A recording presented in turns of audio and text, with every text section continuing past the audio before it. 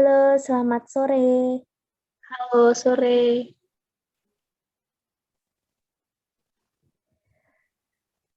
Silakan duduk senyamannya Anda. Baik, Mbak. Perkenalkan, nama saya Zahra Nandia. Saya konselor yang akan mendampingi konseling Anda hari ini. Oke, baik. Boleh tahu siapa nama Anda? Nama saya Nadifa Salsabila Wardani, biasa dipanggil Diva atau Nadifa. Baik, saya akan memanggil Diva ya. Iya, silakan, Mbak. Mbak Diva. Ya. Eh, Anda bisa memanggil saya Mbak Zahra atau Zahra saja, boleh. Mbak Diva, Mbak Iya, Diva masih kegiatan saat ini apa ya?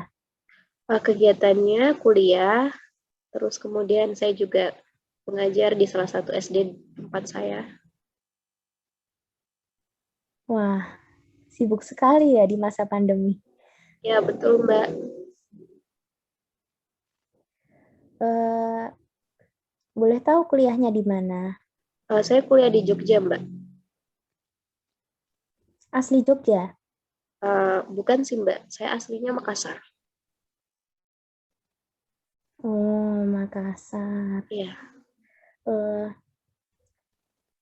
Mbak, iya. atas keinginan sendiri Iya, Mbak, atas keinginan mengikuti sendiri. konseling ini.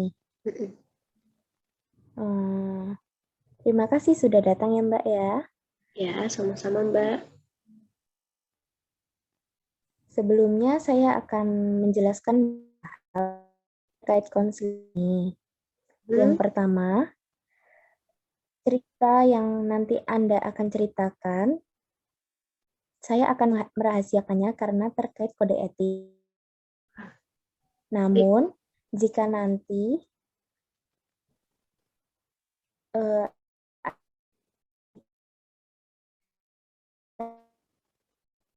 saya akan memberitahukan kepada atasan saya. Baik, Mbak. Kemudian, saya ingin meminta izin untuk cerita yang nanti Anda sampaikan untuk kepentingan konseling. Anda setuju? Saya setuju, Mbak. Baik.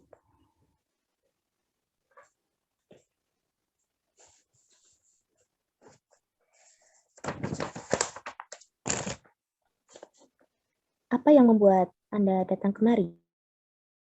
Saya ingin menceritakan permasalahan saya sih, Mbak.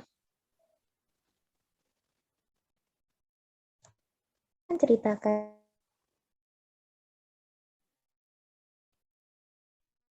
Hmm, Gimana, Mbak? Tadi suaranya putus. Oh, silahkan Mbak bisa bercerita. Baik, Mbak. Jadi, saya merasa saya susah membagi waktu, Mbak, antara kegiatan kuliah dan kegiatan saya mengajar di SD.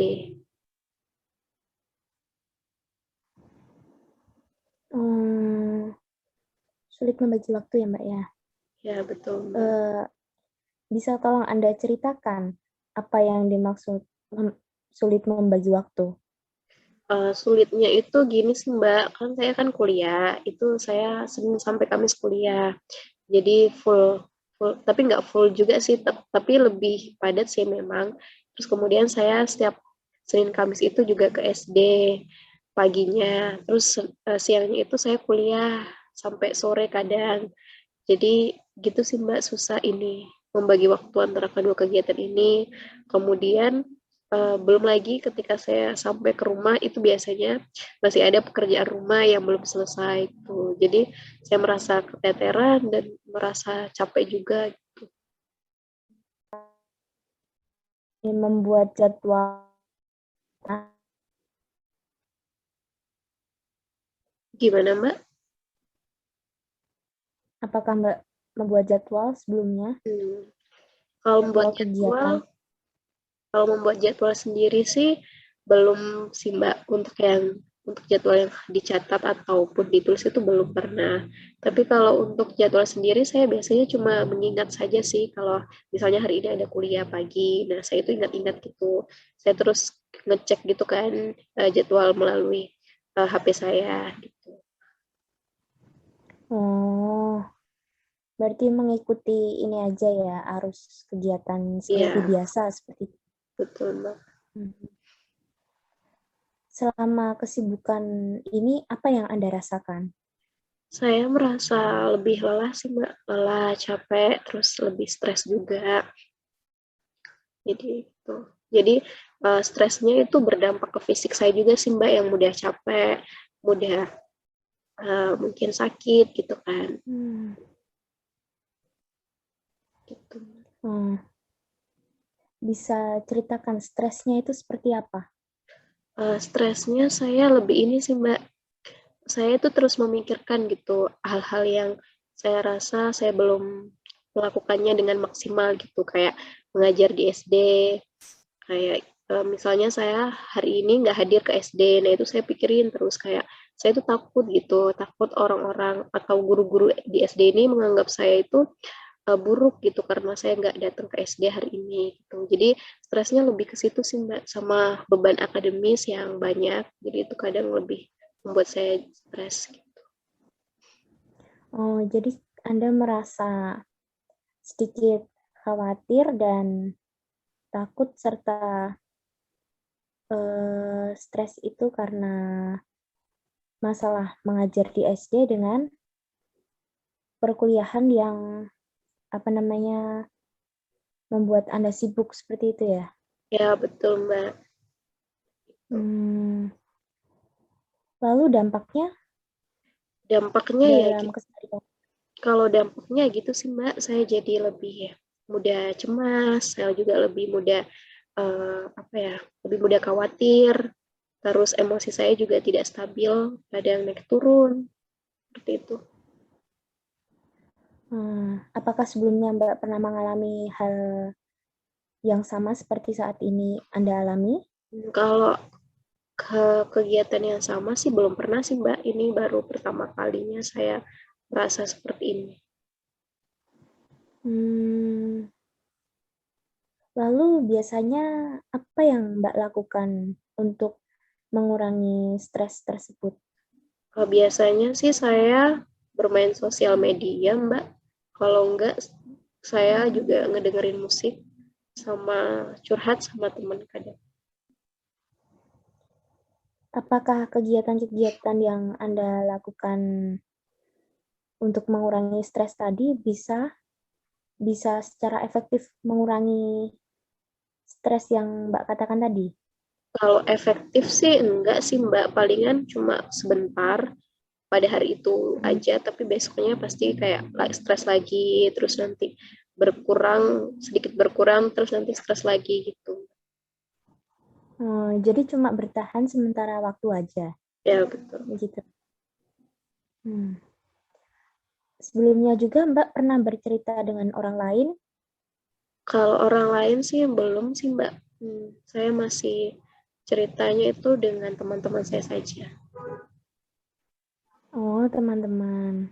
Ya. Lalu bagaimana tanggapan teman-teman Anda? Kalau tanggapan dari mereka ada yang merasa ikut apa ya, merasa apa ya, merasa empatinya itu mereka ada, tetapi ada juga yang kadang mereka nggak ngedengerin saya, ada juga yang tiba-tiba memberi nasihat gitu terkait cerita yang saya ceritakan. Setelah Anda curhat kepada teman Anda itu, apakah sedikit lega perasaan Anda? Lega ya, kalau lega iya, tapi ya itu leganya sementara doang sih Mbak, nggak sampai yang Hmm. lega sekali. Kemudian, apakah Anda pernah bercerita kepada ibu Anda sendiri? Belum sih Mbak, saya nggak pernah cerita permasalahan pribadi saya sama orang tua saya. Hmm, baik-baik. Berarti Mbak ini merasakan stres dan tertekan karena sulit membagi waktu antara perkuliahan dengan kegiatan di luar perkuliahan, yaitu mengajar di sekolahan ya, tadi Ya, katanya. betul Mbak. Begitu. Kemudian harapannya Mbak setelah ini apa ya? Harapan saya sih, saya maunya saya bisa menyesuaikan waktu gitu Mbak antara kuliah dan kegiatan mengajar ini. Saya juga berharap saya nggak terlalu cemas gitu kan, atau khawatir berlebihan gitu. Jadi bisa saya simpulkan ya Mbak, Mbak ini mengalami stres dan sulit membagi waktu seperti itu ya. Karena Mbak mengikuti Mbak mengikuti kegiatan di luar kampus dengan kegiatan akademik perkuliahan ini secara bersamaan di masa Ya, pandemi ini. betul Seperti Mbak. itu. Nah, baik Mbak, jadi itu yang bisa saya simpulkan.